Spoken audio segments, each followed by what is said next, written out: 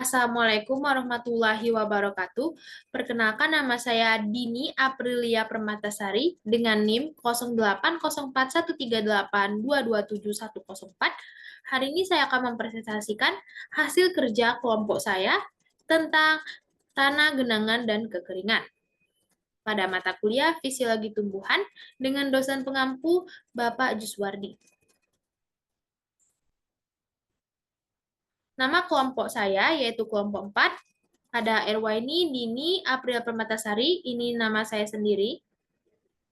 Yuli Maharani, Andea Yara Frisilia, Vivilawati, Sophie Marcella, Davina Alisa, Jihan Afni, Julia Dwi, Zalwa Nurul Afifa, Yuliana Wijayanti, Hana Maulidina, dan Meli Resmida. Selanjutnya yaitu ke materi. Tanah dikenal sebagai media tumbuh. Tanah dikenal sebagai media tumbuh, tumbuhnya tanaman. Tanaman menyerap makanan dari dalam tanah untuk proses pertumbuhannya.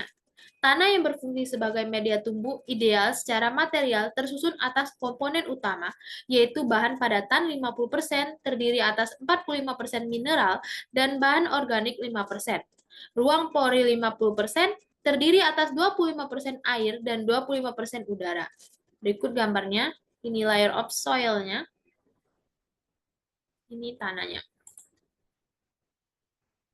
Faktor-faktor penting tanah sebagai media tumbuh. Unsur hara. Yang pertama yaitu unsur hara. Mengandung unsur hara yang diperlukan tanaman untuk tumbuh dan berkembang. Yang kedua yaitu struktur tanah. Struktur tanah yang ideal memungkinkan tanaman tumbuh subur dan menghasilkan panen yang optimal. Yang ketiga yaitu keasaman tanah. Tanaman tumbuh ideal pada pH tanah antara 5,5 sampai 6,5. Yang terakhir yaitu air tanah. Tanah melarutkan mineral dan nutrisi penting dan dalam air tanah yang digunakan untuk fotosintesis. Klarifikasi tanah. Yang pertama berdasarkan tekstur. Tanah berpasir atau tanah berdebu, loam, tanah yang berlempung. Kalau berdasarkan warna, tanah itu merah. Ada warna merah, ada warna hitam, ada warna kuning, dan ada warna coklat. Berdasarkan komposisi kimia, ada yang asam, ada yang basa, dan juga ada yang netral. Kalau berdasarkan genesa atau proses pembentukannya, itu ada yang residual, ada transportasi. Dan berdasarkan kesesuaian penggunaannya ada tanah subur, tanah marginal, tanah kritis. Untuk kalau kehidupan organik itu ada tanah humus, tanah gambut. Kalau berdasarkan teknik rekayasa sipil ada tanah kohesif, tanah non-kohesif. Kalau berdasarkan FAO-WRB itu ada leptosol, fulvisol, dan juga podzol. Nah, klasifikasi tanah. Jadi ini ya, tadi kan aku udah jelasin ada tanah litosol, tanah regosol, tanah aluvial, dan tanah merah. Ini contoh gambarnya. Nah, untuk mempelajari identifikasi tanah diperlukan faktor-faktor pembeda tanah. Sebagaimana terlihat pada tabel 10 di bawah ini. Nah, ini faktor pembedanya. Ada kategori ordo, ada subordo, ada grid group, ada subgroup, ada family dan seri. Untuk faktor pembedanya sendiri, kalau di ordo itu ada tidaknya horizon penciri dan jenis atau sifat dari hormon tersebut, dari horizon tersebut. Kalau untuk subordo itu ada keseragaman genetik, ada tidaknya sifat-sifat tanah dengan pengaruh air, regim kelembaban binatang utama, pengaruh vegetasi tingkat pelapukan bahan organik. Kalau untuk grid group itu ada keasaman jenis, tingkat perkembangan, dan susunan horizon. Untuk subgroup, ada sifat-sifat inti dari grid group, ada sifat-sifat tanah peralihan. Dan untuk family itu sifat tanah yang penting untuk pertanian atau perikanan, dan engineering. Dan untuk seri itu ada jenis dan susunan dari horizon sendiri. Fungsi air dalam tanaman. Seperti kita tahu sendiri, air itu sangat-sangat penting dalam tanaman.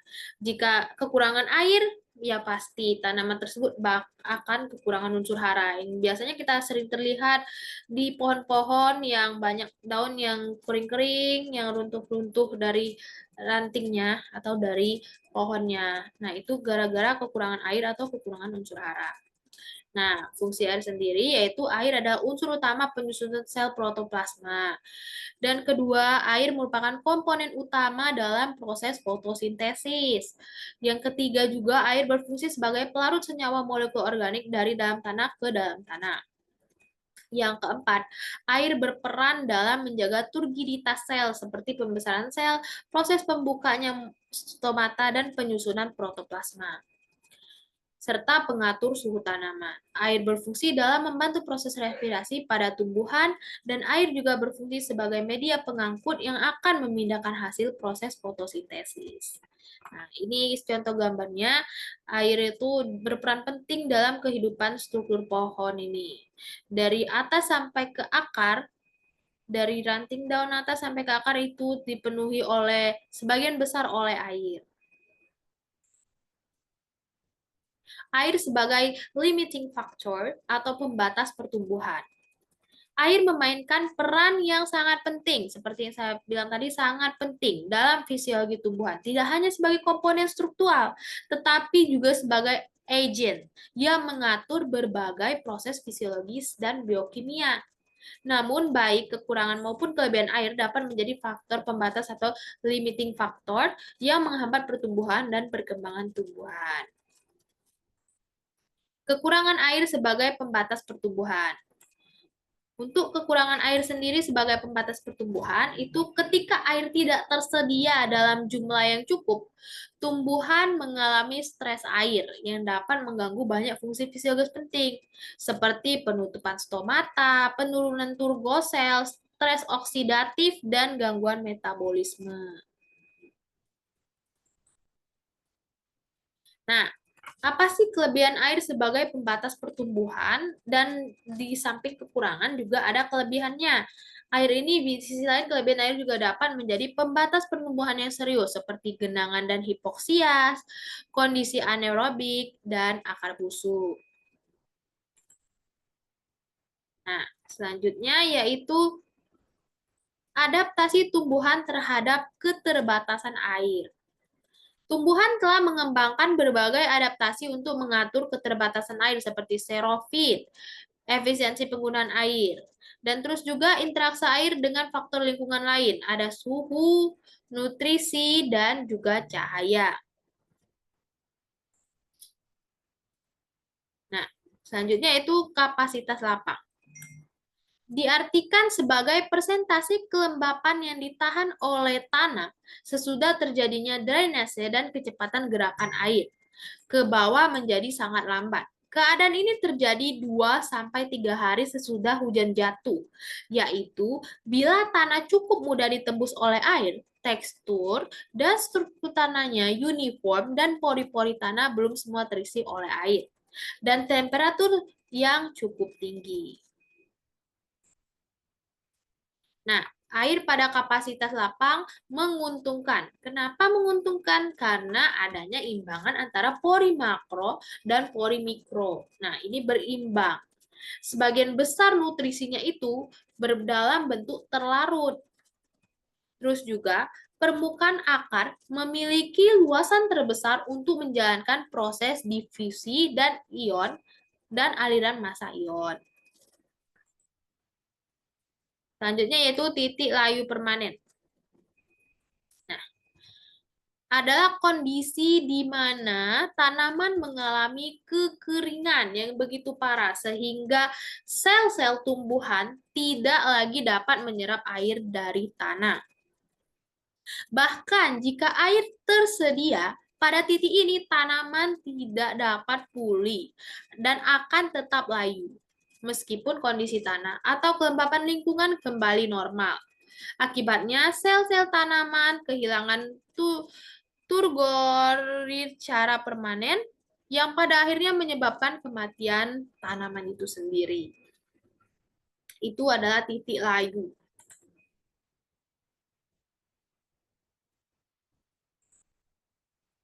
Nah, selanjutnya yaitu proses terjadinya titik layu tadi ya, permanen.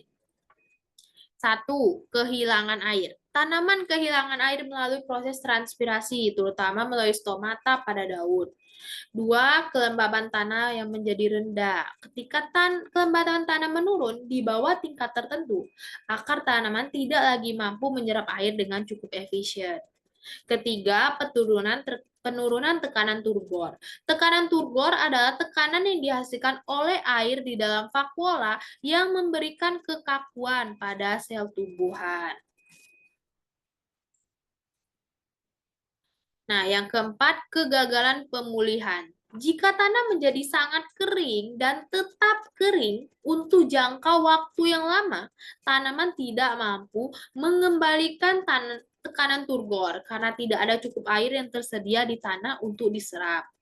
Selanjutnya, layu. Itulah kematian tanaman. Jika tanaman mencapai titik layu permanennya, of course tanaman tersebut tidak bisa hidup kembali. Yaitulah banyak yang saya bilang tadi, ranting-ranting turun ke bawah tanah. Itu karena kematian tanaman. Jika tanaman mencapai titik layu permanen, jaringan tanaman mulai mati karena kekurangan air yang berkepanjangan, yang mengakibatkan tanaman tidak bisa pulih. Nah, selanjutnya ada genangan. Genangan adalah kondisi di mana air mengumpul atau menutupi permukaan tanah dalam jumlah yang cukup besar, namun tidak cukup dalam disebut banjir. Genangan biasanya terjadi ketika sistem drainase atau saluran air tidak mampu menampung atau mengalirkan air hujan dengan cepat sehingga air mengenang di permukaan. Nah, kenapa tadi saya bilang tidak cukup disebut banjir? Karena genangan itu hanya air yang sedikit menumpuk, ya, cuman sedikit. Kalau banjir itu kan menyeluruh, kalau genangan itu cuma sedikit, seperti tumpukan air hujan yang sedikit. Nah, penyebab terjadi genangan itu karena ya curah hujan yang tinggi, seperti yang saya bilang tadi.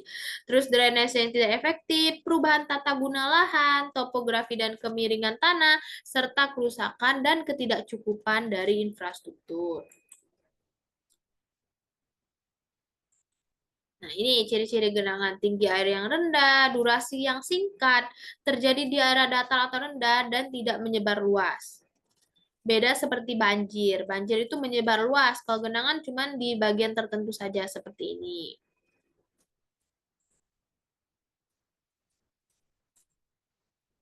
Terus penanganan genangan. Untuk penanganan genangan sendiri ada peningkatan sistem drainase, terus membangun infrastruktur penanganan air yang memadai, reboisasi dan pemberian ruang terbuka hijau, mengatur tata guna lahan yang tepat, dan serta tidak membuang sampah sembarangan yang dapat menyumbat drainase dan saluran air. Pengaruh kekeringan pada tanaman. Satu, kekeringan, kehilangan air, dan stres hidratasi. Kekeringan menyebabkan kehilangan air yang signifikan pada tanaman yang berdampak pada kadar asam absisat atau ABA dalam sel. ABA adalah hormon yang berfungsi dalam respon tanaman terhadap stres air. Penelitian menunjukkan bahwa saat tanaman kekurangan air, kadar ABA meningkat yang berfungsi untuk mengurangi kehilangan air dengan menutup stomata.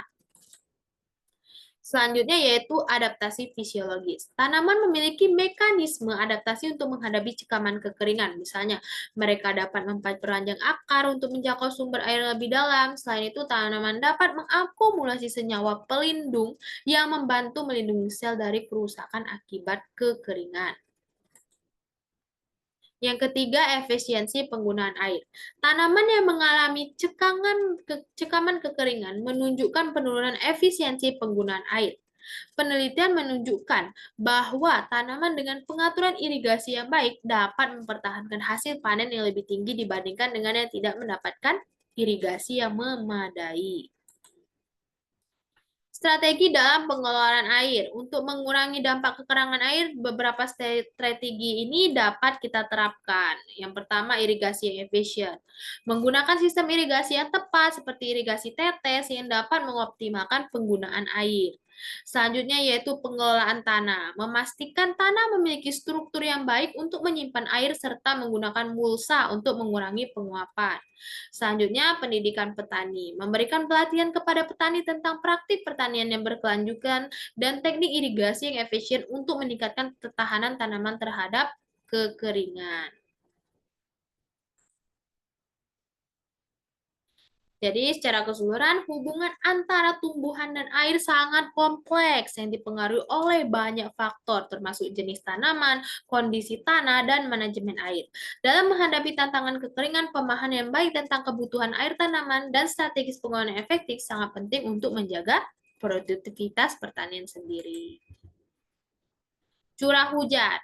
Nah, curah hujan adalah salah satu sumber utama air bagi tumbuhan. Curah hujan cukup bisa mendukung pertumbuhan tanaman. Hal ini dikarenakan air hujan adalah cara alami dan efektif untuk mengairi tanah. Namun, pola curah hujan yang tidak teratur atau berlebihan dapat menyebabkan masalah bagi lingkungan, seperti genangan air yang dapat merusak akar tumbuhan dan mengurangi oksigen dalam tanah. Nah, cara mengatasi genangan air akibat curah hujan, yang pertama menggunakan drainase yang efisien, yang membantu mengalirkan air dari tempat yang lebih rendah, menggunakan jaringan drainase yang dibuat dari bahan tahan air seperti beton, pipa VFC, atau pipa HDPE. Terus menggunakan sistem penampungan air berupa waduk dan bak penampungan air, dan terakhir yaitu menggunakan teknologi geotekstil. Geotekstil ini dapat dipasang di bawah permukaan tanah. Nah, ini contoh alat untuk mengukur curah hujan jenis Hellman dan juga alat ukur hujan digital atau Automatic Rain Gauge. Nah, ini pH Hellman, ini pH OBS. Nah, ini juga alat yang sangat membantu kita supaya tahu curah hujan itu berapa apa tuh tingkat kederasan hujan itu turun. Nah, baik. Selanjutnya yaitu selesai. Oke, baik. Terima kasih. Itulah sekian penjelasan saya pada materi tanah, kekeringan, dan air pada materi kelompok 4 ini. Saya Dini Aprilia Permatasari, pamit undur diri. Jikalau saya ada salah-salah kata dalam pengucapan dan penyampaian, saya mohon maaf. Kepada Allah saya mohon ampun, dan saya berterima kasih banyak kepada Pak Juswardi atas kesempatan saya untuk mempresentasikan materi hari ini. Wabillahi taufiq wal hidayah. Wassalamualaikum warahmatullahi wabarakatuh.